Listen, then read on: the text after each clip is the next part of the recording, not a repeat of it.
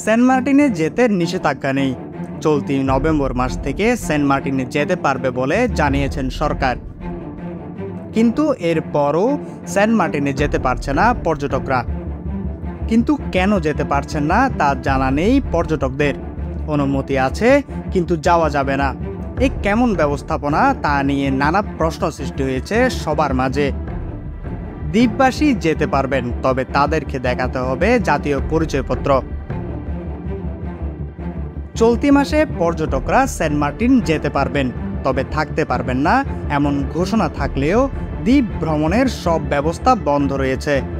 দ্বীপের বাইরে থাকা আত্মীয় স্বজনরাও বেড়াতে যেতে পারছেন না বলে অভিযোগ করেছেন স্থানীয় বাসিন্দারা। এই পরিস্থিতি স্থানীয় ব্যবসায়ীদের জন্য বড় চ্যালেঞ্জ হয়ে দাঁড়িয়েছে। যারা মূলত পর্যটন শিল্পের উপর নির্ভরশীল, তাদের ব্যবসা কার্যক্রমে স্থবিরতা তৈরি হয়েছে। দুর্ভোগের পাশাপাশি ক্ষতিগ্রস্ত হচ্ছেন স্থানীয় লোকজন ও ব্যবসায়ীরা। মুঠোফোনে সেন্ট মার্টিনের স্থানীয় বাসিন্দা ও ব্যবসায়ীরা জানান, 250 বছর ধরে এখানে মানুষের বসবাস। পরিবেশ কিভাবে রক্ষা করা দরকার তা দ্বীপবাসী বুঝে। দ্বীপের 12,500 বাসিন্দার জীবিকার একমাত্র অবলম্বন পর্যটন খাত। এটি বন্ধ হয়ে গেলে জীবিকার সংকটে পড়তে হবে, ব্যাপক ক্ষতিগ্রস্ত হবে তারা। সেন্ট মার্টিনে তো এখন এক ধরনের দুর্ভিক্ষ চলতেছে। দ্বীপের হাহাকার, মানুষের টাকা পয়সা সঞ্চয় যা ছিল এতদিন কোন রকম কষ্ট করে চলছে। দ্বীপের বর্তমান অবস্থা খুবই ভয়াবহ।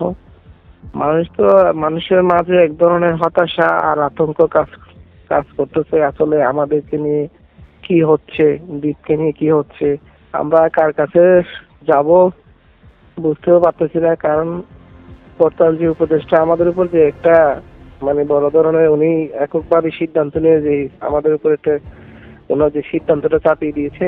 250 বছর ধরে তো দ্বীপের বসবাস, তো দ্বীপ রক্ষার্থে আমরা তো দীর্ঘদিন ধরে দাবি করে আছি। বিগত সরকারকেও বলছি, বর্তমান সরকারকেও আমরা জানাইছি, স্মারকলিপি দিয়েছি। আমাদের দ্বীপবাসী দ্বীপ রক্ষার ক্ষেত্রে আমাদের একটা দাবি ছিল সেন্ট মার্টিনের চতুর্পাশে একটা টেকসই বেড়িবাঁধ, যেটা পরিবেশ বান্ধব হবে, টেকসই বেড়িবাঁধ। আমরা এই ধরনের একটা বিগত সরকারকেও আমরা জানাইছি, বর্তমান সরকারকেও আমরা স্মারকলিপি আকারে আমরা জানাইছি ওনাদের কাছে। টেকনাফ উপজেলা নির্বাহী কর্মকর্তা ইউএনও মোহাম্মদ আদনান চৌধুরী জানান, নিরাপত্তাজনিত কিছু ঝুঁকির কারণে বেড়ানোর জন্য এখন অনুমতি দেওয়া হচ্ছে না। অনুমতির বিষয়টি এই বছর থেকেই চালু হয়েছে।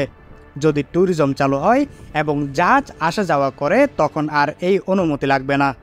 এটা রোহিঙ্গারা যেন সেন্ট মার্টিন না যেতে পারে। সেন্ট মার্টিনে কাজ করতে অনেক সময় রোহিঙ্গারা যায়, তো ফিশিং বোটে রোহিঙ্গারা কাজ করে, এগুলো বন্ধ করার জন্য পায় নাই জাহাজ কর্তৃপক্ষ। এটা জাহাজ কর্তৃপক্ষ বলতে পারবে যে তারা কবে থেকে জাহাজ চলছে। 2023 সালের জানুয়ারিতে মিয়ানমারের রাখাইনে সংঘাতের কারণে টেকনাফ থেকে সেন্ট মার্টিন রুটে পর্যটনের জাহাজ চলাচল বন্ধ হওয়ার পর ইরানি সৈকতে স্থাপিত নৌজেটি ব্যবহার করে সেন্ট মার্টিনে পর্যটক পরিবহন হতো। কিন্তু ঘূর্ণিঝড় টানার প্রভাবে ইরানি জেটিও ক্ষতিগ্রস্ত হওয়ায় সেখান থেকে জাহাজ চলাচল বন্ধ রয়েছে। সাইদুল ফরহাদের প্রতিবেদনে জয়ন্ত জয়, সিসিএন।